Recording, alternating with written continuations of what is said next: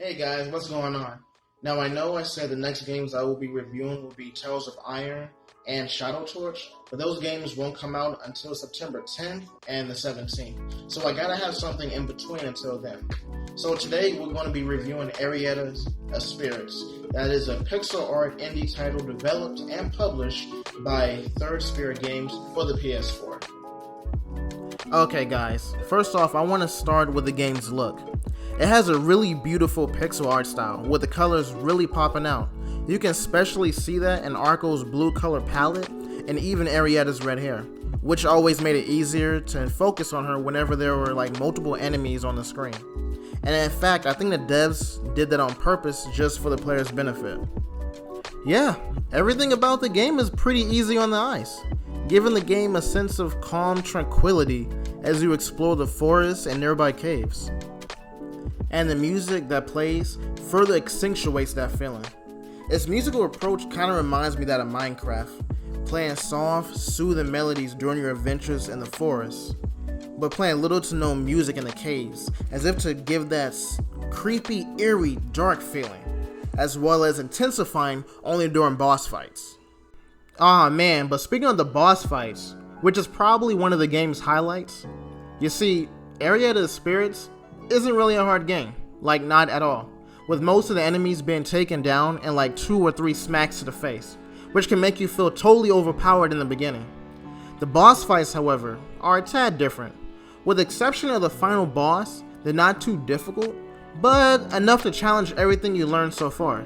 Like this one boss who could turn invisible was giving me a whole lot of shit, until I used the surrounding puddles to look at his reflection in the water and then cast a spell at the right time. You see, fights like that were satisfying, and I really wish there were more enemy encounters like that in between fights, instead of just swinging my sword at everything like a blind swordsman. But another thing I want to talk about is the supporting characters. Like, I really enjoy meeting them, I really do, and I enjoy the interaction between them and Arietta. Though the dialogue is shown only through static text boxes with like no voiceovers, I still like how it was presented just because of how well the characters emote when on screen. You can see when they're happy, or when they're angry, or just plain annoyed, and I know, because I felt it. I mean, and there's like nothing wrong with text dialogue, but it really sucks when the characters only show blank expressions with little to no reaction. This game mitigates that with emotional character portraits that clearly reflects what the characters are saying, along with eye-catching colorization that keeps you engaged. Man, this game looks good!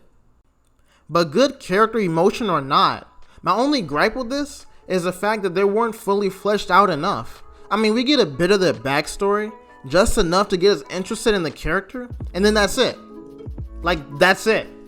And that makes them feel more like a matter of convenience than actual people with their own set of problems and issues, like you and I. I mean, you end up helping them at the end of the day, but there's no sense of accomplishment in doing so. Just a means to an end to progress the story, instead of that genuine, warm feeling of helping a friend in need. And I hate that.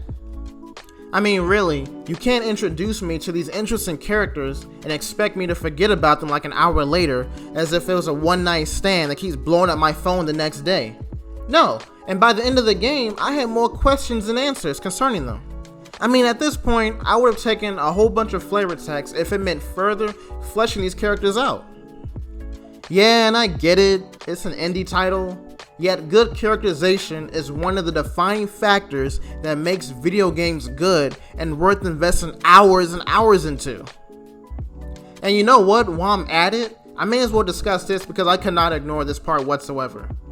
Now, I mentioned how beautifully crafted the game looks, and I stand by that. However, I cannot ignore its setting, which looked homogeneous with no distinctive landmarks to distinguish one area from another. And to top it all off, there was no map feature, which made it way too easy to get lost in. Like, I've never gotten lost in the woods before, but after playing this game, I never want to set foot in the forest ever whatsoever. I mean, at one point, I spent 30 whole minutes trying to find one NPC to complete one objective. Half an hour wasted just wandering around because I didn't know where I was or where I was going. I tell you, a functional map and being able to place markers would have erased the entire issue altogether. I never want to go camping. And yeah, I guess I kind of sound like a bastard, but granted, Arietta's Spirits is a relatively short game, beatable in under 7 hours. So what I'm thinking is the game devs were sure you're going to memorize the entire island as you explore more of it and navigate accordingly. And you can tell they really wanted you to explore, because eventually you come across Midri the Merchant and Almona. See, Midri the Merchant, he's a merchant, and he wants you to find human items so he can sell it in the spirit world. And Almona is a distressed mother who needs help finding her kids. Unbelievable, right? Yeah.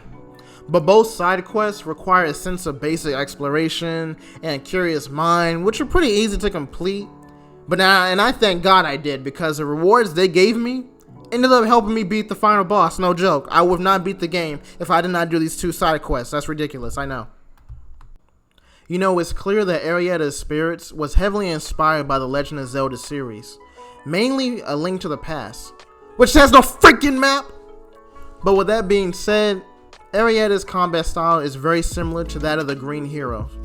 I mean, you can move in all 8 directions, you can dodge roll to avoid enemy attacks, swing your sword, and create a pretty cool shield that protects you against almost everything at the cost of some magic.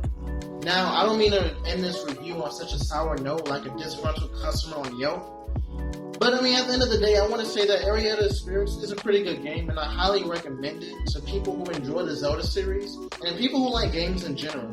Though I think it's best suited for those who don't play games often because of its very short length and easygoing nature. I would give it a 7.5 out of 10, really. And it really needs just good characterization, a map feature, and some distinctive landmarks, as well as a higher variety of sound pieces that we can listen to. You know? But yeah, it's a really good game. Anyway, I just want to thank you guys so much for watching. If you want to check out my other game review, Scarlet Nexus, I did a little while ago, there's an end card up on the screen or somewhere down below. Just gotta find it somewhere. Either way, again, thank you so much for watching, and I'll catch you guys in the next video. Deuces.